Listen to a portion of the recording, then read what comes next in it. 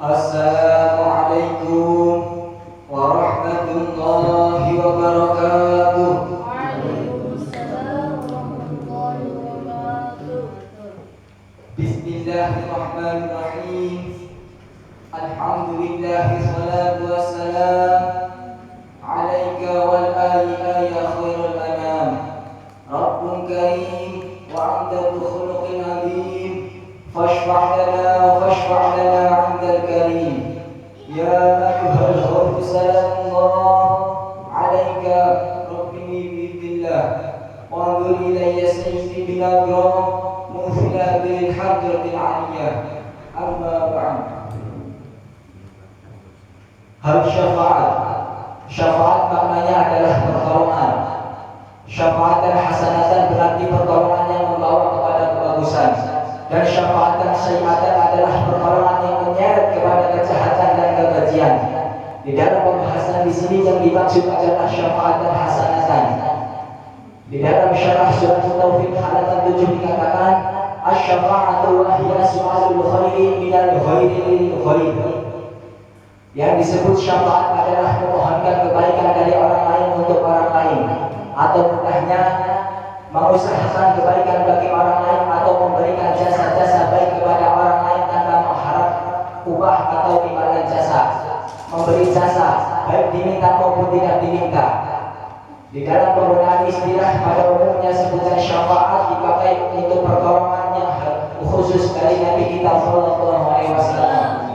Sedangkan pertolongan yang diberikan oleh selain baginda Nabi sallallahu alaihi wasallam umpamanya oleh aulia Allah, ulama, salihin atau orang-orang yang lebih tua umurnya disebut barokah atau doa restu, bantuan, dukungan atau jangkungan. Sesungguhnya semua itu tidak lain adalah syafaat juga namanya. Syafaat dalam arti pertolongan. Syafaat Rasulullah SAW itu terjadi di dunia dan akhirat.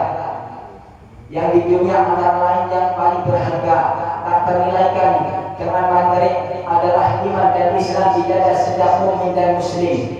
Boleh dikatakan bahwa syariat dan tuntunan Rasulullah SAW adalah syafaat Nabi SAW.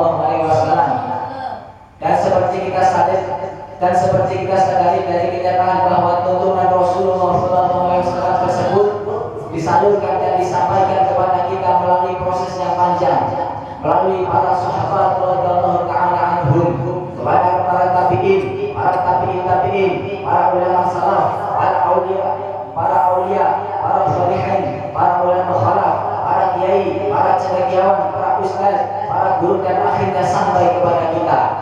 Berarti mereka itu adalah perantara antara kita dengan junjungan kita Nabi Muhammad sallallahu alaihi wasallam. Mereka itu sebagai penyalur syafaat Rasul sallallahu alaihi wasallam kepada umat. Dapat kita pahami bahwa mereka dapat menjalankan fungsinya sebagai Rasulullah sallallahu alaihi wasallam dan begitu juga seterusnya.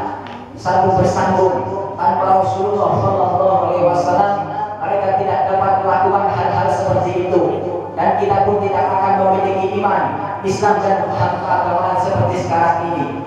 Begitulah gambaran luasnya syafaat Rasulullah SAW di dunia ini. Begitu penting dan berharga bagi kita para umat, sehingga kita tidak mampu menghitung-hitung betapa besar nilai syafaat Rasulullah SAW.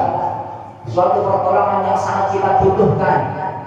Kita butuhkan untuk membawa diri kita menuju kebaikan, kesejahteraan dan kebahagiaan hidup di dunia dan di akhirat. Kita butuhkan untuk membebaskan dan menyelamatkan diri kita dari bahaya kejahatan dan kekejian yang akan menyeret ke arah kesengsaraan dan kehancuran dunia akhirat. Adapun syafaat baginda Nabi sallallahu alaihi wasallam di akhirat kelak yang disebut asy-syafa'atul uzma adalah pertolongan agung yang sangat dibutuhkan oleh seluruh umat manusia di pada mahsyar kelak di akhirat. Di pada mahsyar itu nanti seluruh umat manusia dari zaman nenek moyang kita Nabi Adam alaihissalam sampai manusia yang terakhir dikumpulkan semua. Terjadilah suatu peristiwa yang maha dahsyat, suatu tragedi kebingungan umat manusia yang sangat memuncak dan belum pernah dialami sebelumnya. Di bawah pembakaran terik panas sinar matahari yang pada saat itu dikebawahkan oleh Allah hanya tinggal sedikit galah. Saat itu tiap-tiap manusia mengalami problemnya sendiri-sendiri sebagai akibat tidak melakukannya ketika hidup di dunia. Disebut yaumul hasyr atau hari berkonfrontasi, saling tuduh menuduh satu sama lain, melarikan diri ketakutan, takut terkena tuntutan. Firman Allah Subhanahu wa taala, Bismillahirrahmanirrahim.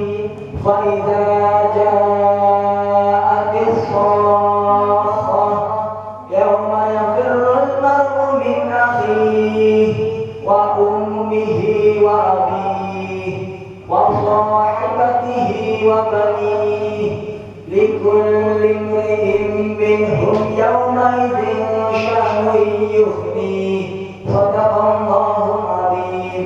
Artinya kurang lebih, maka apabila datang suara yang memekakan iman sang ada yang kedua, pada hari itu seseorang melarikan diri karena takut dituntut dari saudaranya, dari ibu dan bapaknya, dari istri dan anak-anaknya.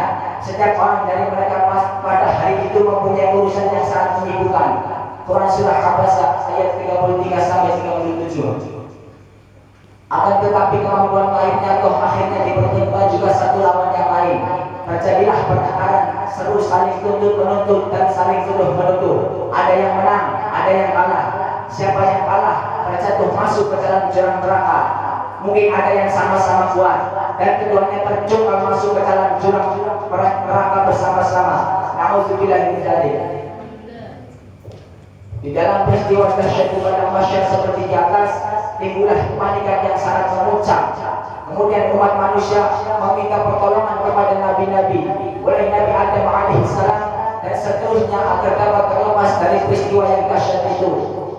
Akan tetapi semua nabi yang diminta syafaat atau pertolongan itu sibuk mengurus dirinya sendiri. Akhirnya junjungan kita Nabi Muhammad sallallahu alaihi wasallam yang tampil janji kalimat dan memberikan pembelaan bagi para umat dengan bersujud-sujud memohon ampun bagi para umat, memohon ampun dan kasih sayang kepada Allah Subhanahu wa taala bagi para umat.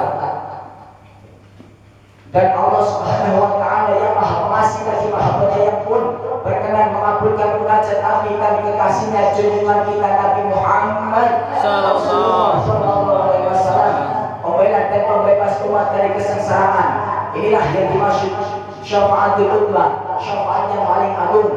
Sebagai umatnya Nabi Muhammad sallallahu alaihi wasallam, kita harus menyadari betapa besar pengorbanan beliau sallallahu alaihi wasallam di dalam membela umat. Kemudian kita perlu koreksi diri sampai seberapa mendalamnya rasa mahabbah dan takdir kita kepada beliau sallallahu alaihi wasallam. Al-Fatihah.